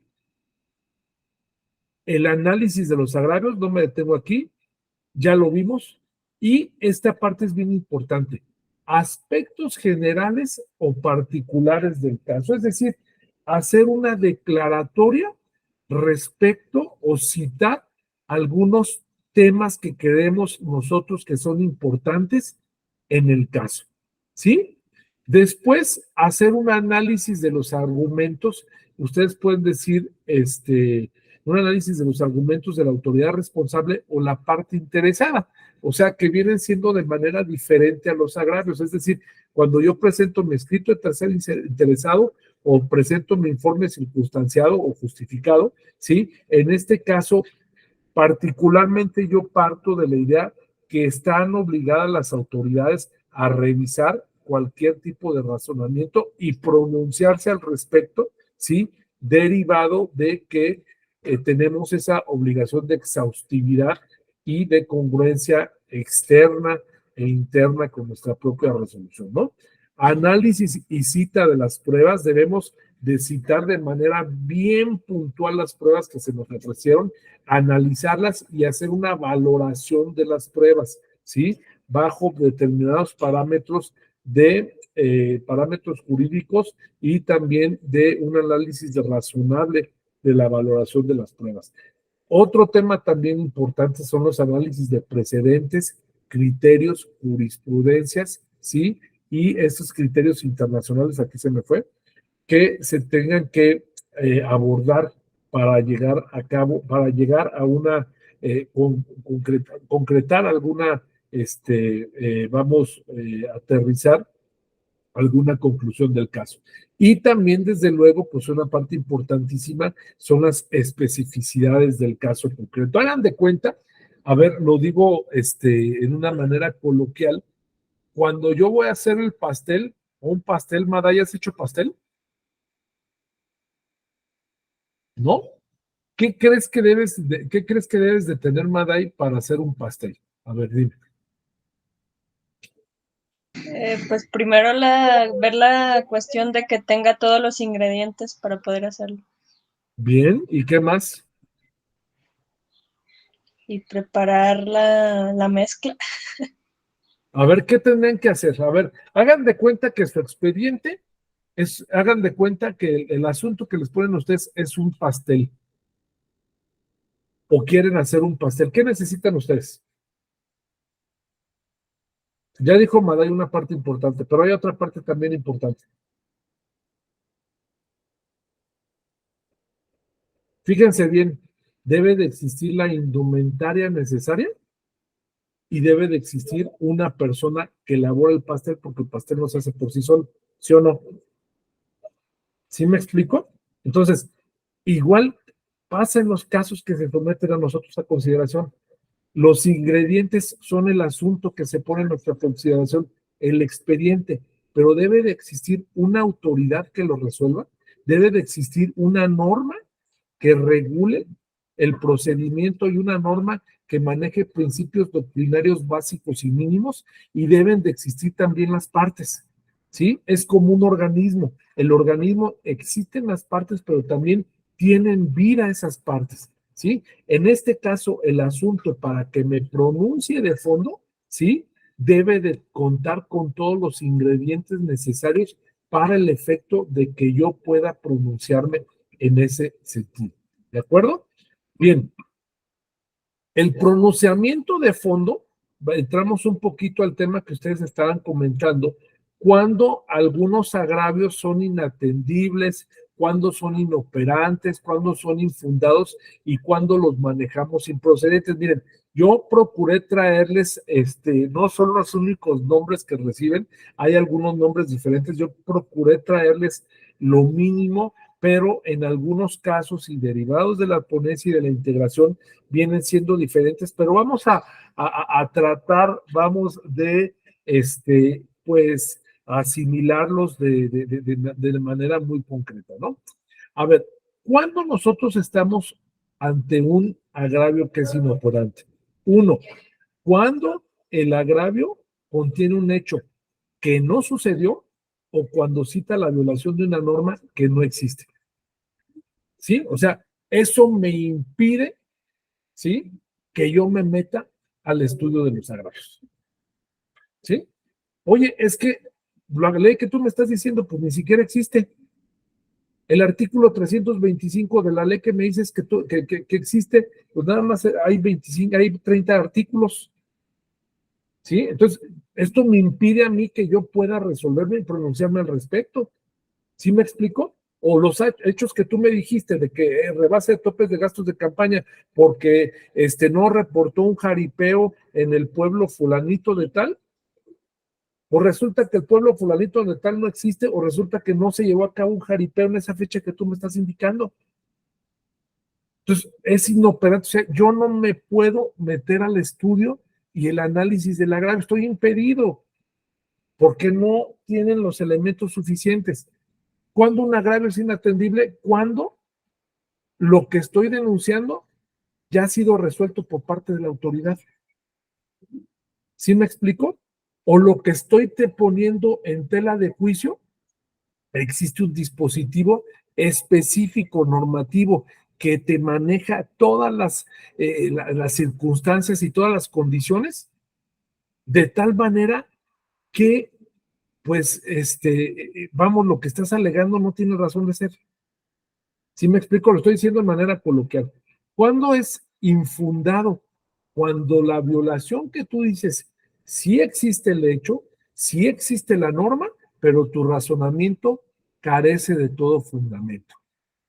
Por eso es infundado, o sea, carece de una lógica jurídica que te traslade para decir, efectivamente, tiene razón el inconforme. Y la improcedencia, hay algunas resoluciones que te dicen, no, es que es improcedente el agravio.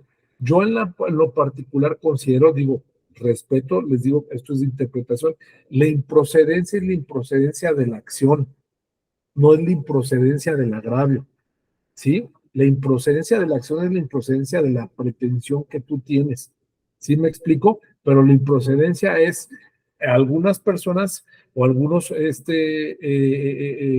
jueces o algunas jueces consideran que la improcedencia pues es la improcedencia de obviamente de los agravios o de la demanda que se está manejando. Por eso se los puse así, ¿no? El pronunciamiento sobre aspectos específicos como medidas cautelares, las multas, esto es bien importante también porque derivado de ese pronunciamiento pues se va a advertir si fue correcto o no las medidas cautelares que se manejaron o la multa, si la multa cumplió con todos esos estándares de que debemos de ponderar por las circunstancias particulares del denunciado, las especificidades de, de lo que es el cálculo de la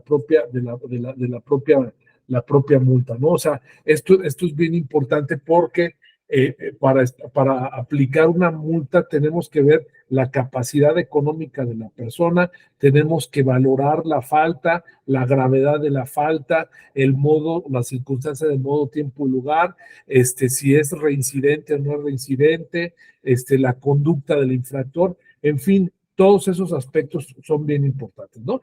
Y de ahí nos brincamos otro tema también importante, el reenvío.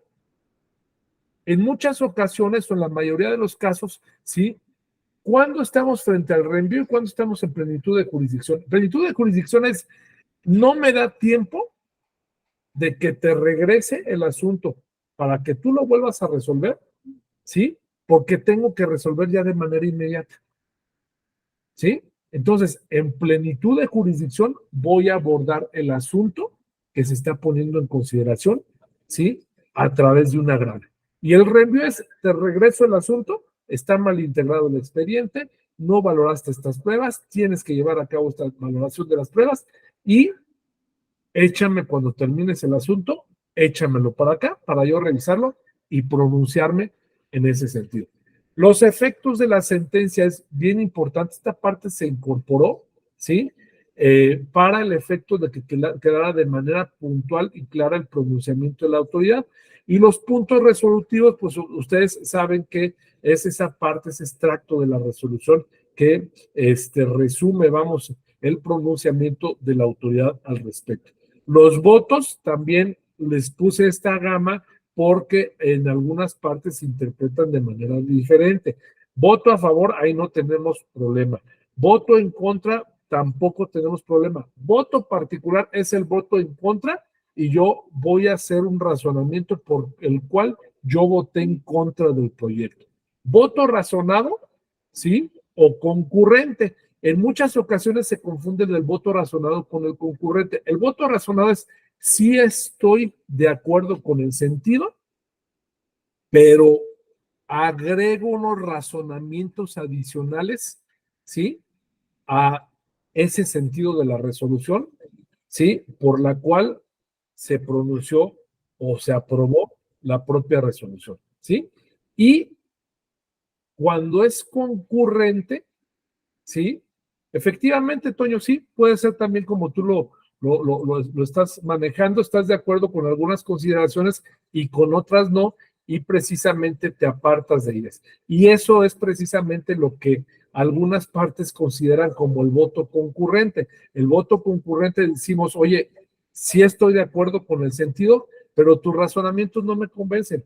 Creo que todos tus razonamientos no me convencen y yo debí de haber manejado estos razonamientos, o sea, debí de haber incluido estos, o puede ser que en parte me convencen, pero manejo también otros aparte en ese sentido. Les digo, por eso es bien complicado a veces meternos en esos tecnicismos, vamos, de los cuales abarca el proyecto, pero bueno, pues esto atiende también a un tema de cada una de las ponencias o cada una de las integraciones del propio pleno, ¿no?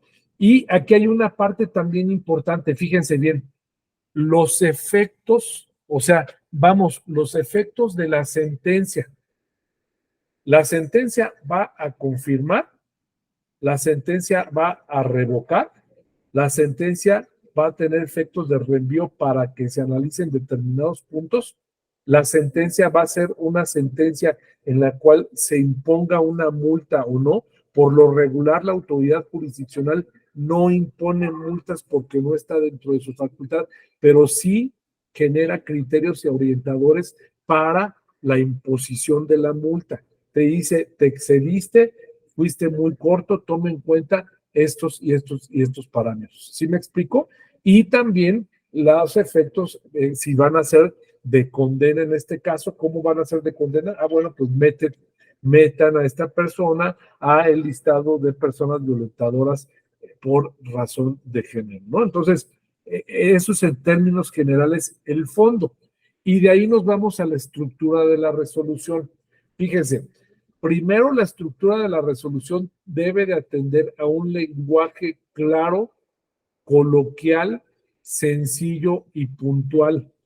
Ya esa parte de que nosotros manejamos los latinazgos y nosotros manejamos juris tantum y manejamos sine actione legis y que y todas esas cuestiones, recordemos que estamos resolviendo para personas, exactamente, Toño, sin palabras rebuscadas, exactamente, sí, sin mamotretos gramaticales, ¿no? sin charrerías, como dicen en muchas ocasiones, o sin ocurrencias, pues.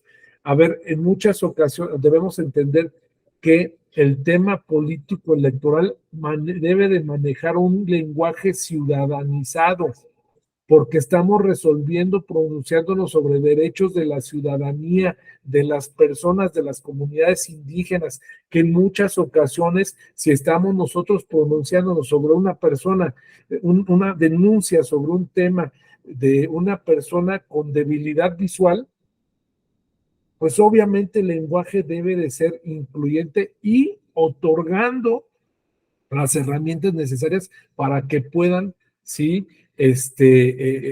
atender o entender el alcance de la resolución. O sea, sin ser extensas, ¿sí? Ustedes recordarán de que anteriormente se estilaba mucho de que las resoluciones eran de 700, 800 páginas porque transcribíamos todos los agravios, transcribíamos toda la contestación, transcribíamos todo el informe justificado, transcribíamos toda la demanda o transcribíamos toda la ley. No, ya hay nuevas técnicas, ya hay nuevos aspectos en ese sentido que permiten que las resoluciones sean cortas, ¿no? Proemio o datos generales, es decir, en ese proemio o datos generales que se maneja en la resolución, ¿sí? Ahí aparece el nombre de la actora o del quejoso o del denunciante, quién es la autoridad responsable o quién es la persona denunciada, la ponencia que es la encargada de la elaboración del proyecto, quienes elaboraron el proyecto y quienes colaboraron, ¿sí? Esto es importante. Creo que aquí me detengo un poquito nada más a darles el crédito a las personas que han participado, ¿no? Viene también una parte importante que es la fecha. Ojo, el índice en muchas ocasiones se hace porque la resolución, la naturaleza de la resolución es muy extensa, ¿sí? Entonces, eso a mí me facilita las cosas para el efecto de buscar precisamente el caso puntual donde yo quiero analizar determinadas situaciones y también facilita al órgano revisor, ¿sí? Para el efecto de que sea más fácil y más familiar el análisis de los casos, ¿no? Los antecedentes, esto es bien importante, es decir, es una relatoría de los hechos que causaron y que indican hasta dónde se llegó previo al pronunciamiento de la resolución. Los requisitos de forma, estos requisitos de forma son bien importantes, o sea, nosotros en los requisitos de forma pues tenemos que ver la competencia, las causales de improcedencia de oficio o las hechas valer por las partes, el plazo para el efecto de la presentación del recurso, las formalidades que se cumplan, las formalidades de la presentación del recurso, es decir, que se encuentre el recurso dentro de los supuestos que marca la ley, ¿sí? O que tenga correlación con algunos criterios que previamente se han manejado. Y también dentro de la estructura de la resolución, cuando vamos a entrar ya al fondo de la resolución, debemos de manejar, no en todos los casos, pero sí aspectos previos que nosotros consideremos importantes en ese sentido, la metodología también que vamos a utilizar, o sea, cómo vamos a abordar cada uno de los casos, ¿sí? Bueno, en esos casos, ¿no? El análisis y pronunciamiento sobre los agravios, ¿sí? Los efectos de la resolución, ¿sí? Los puntos resolutivos, también que es importante, voto y sentido del voto, y las características especiales. Fíjense, si voy a emitir a una resolución en donde está inmiscuida una comunidad otomí o una comunidad que maneja o que utiliza un lenguaje diferente, tengo que hacer una traducción de esa resolución. Tengo también que hacer, por ejemplo, a unas personas que tengan discapacidad visual, discapacidad visual de manera total o de manera parcial, tengo también que elaborar una resolución en plantilla braille y también la lectura de la resolución tiene que ser también accesible.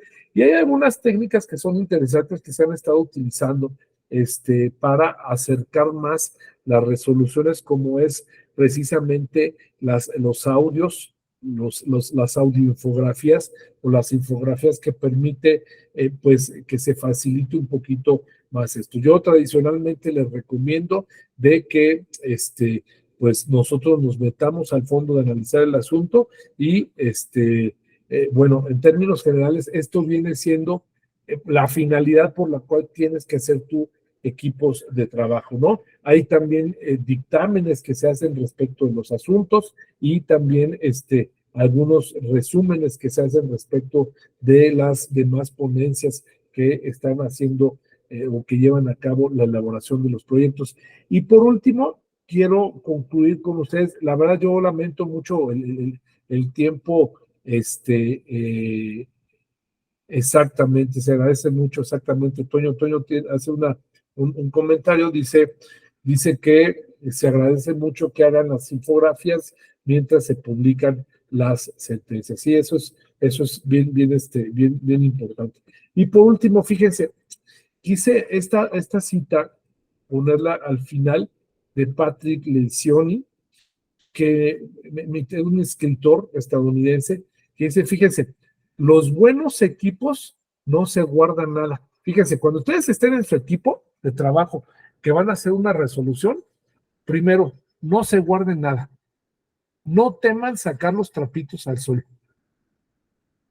Deben de admitir sus errores, los errores que cometen, no pavonearse de detectar los errores de los demás, ¿sí? Ni sentirse víctima ni culpable de los errores que uno cometió.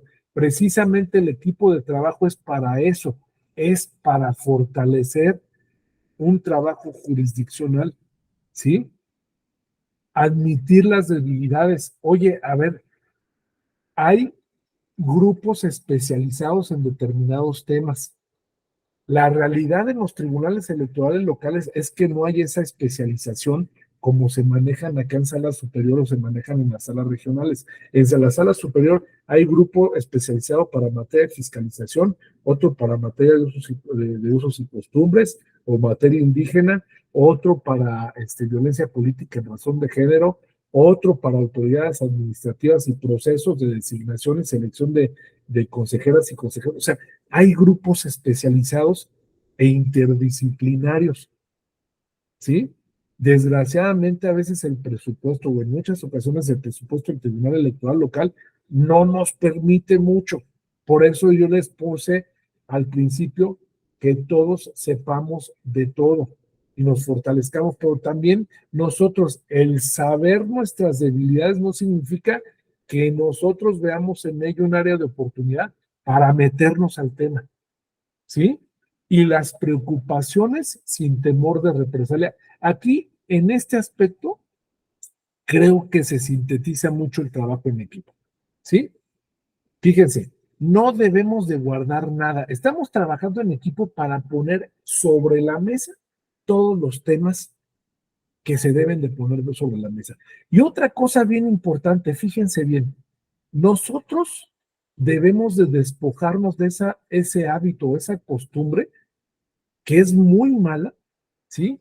Que cuando cometemos un error, queremos taparlo, meterlo debajo del tapetito. Eso no está bien. En la función pública no está bien, ni tampoco en una conducta personal, y menos en la función jurisdiccional, ¿sí? En la función jurisdiccional nosotros debemos de poner todo en el contexto del coordinador o la coordinadora y del titular de la ponencia o la titular de la ponencia, para el efecto de tener una determinación o una decisión, ¿sí? Apegada a derecho. ¿De acuerdo? Recordemos que nosotros debemos de emitir primero nuestras resoluciones apegadas a derecho. Y que las resoluciones apegadas a derecho no significa que seamos codigueros. ¿De acuerdo? Porque fíjense bien, una bolita, un pedazo de hielo de la paleta se puede convertir en una bola de nieve que después no la vamos a parar. ¿Sí? Debemos de tener ese trabajo comprometido. Cuando tenemos que chambear ¿sí? Y debemos de trabajar en equipo. Yo solamente les quiero dejar de reflexión 2 temas, ¿sí? En un caso, cuando hicimos nosotros una recuento de votos en sede jurisdiccional en Campeche, ¿sí? Que trabajamos respetando a cada quien el lugar y la posición que el magistrado o la magistrada les puso, ¿sí? Y el trabajar en equipo es una sensación muy bonita porque es un compromiso que nosotros llevamos a cabo personal, de equipo, ¿sí? De la institución donde trabajamos, pero principalmente frente a la sociedad. ¿De acuerdo? Entonces, creo que traté de, sí, Toño.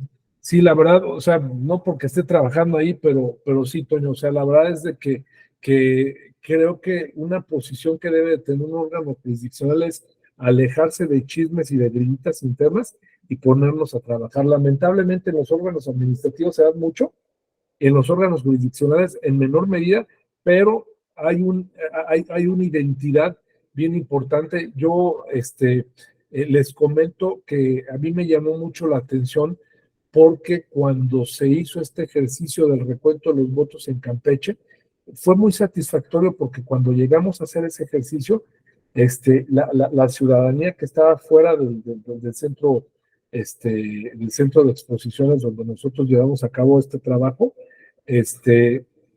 dijo, ya llegó el Tribunal Electoral del Poder Judicial de la Federación, ahora sí vamos a saber los resultados bien, ¿sí?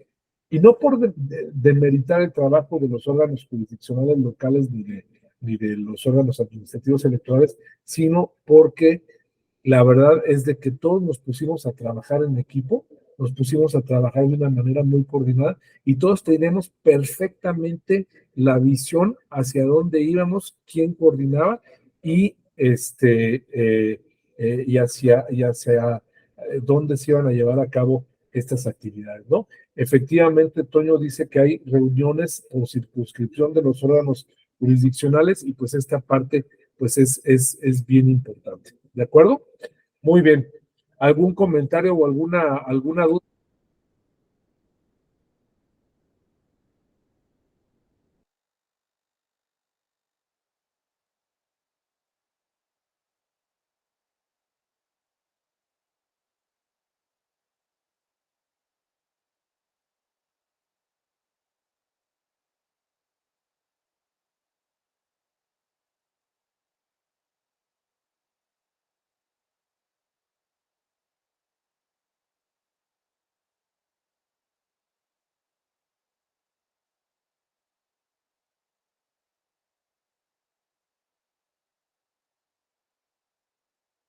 Bien, ¿alguna duda o algún comentario que tengan al respecto? ¿No?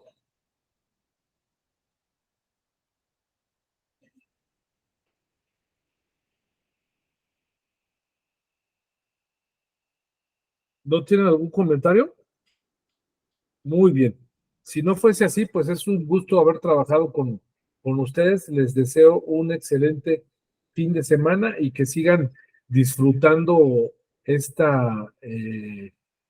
diplomado. La verdad es un diplomado bien interesante.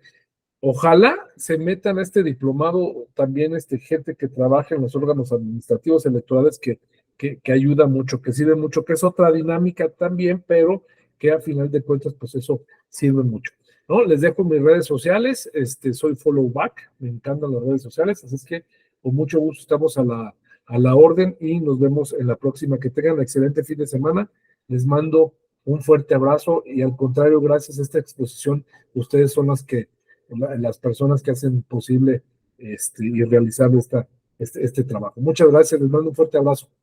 Muy amables. Muchas gracias. Buenas tardes.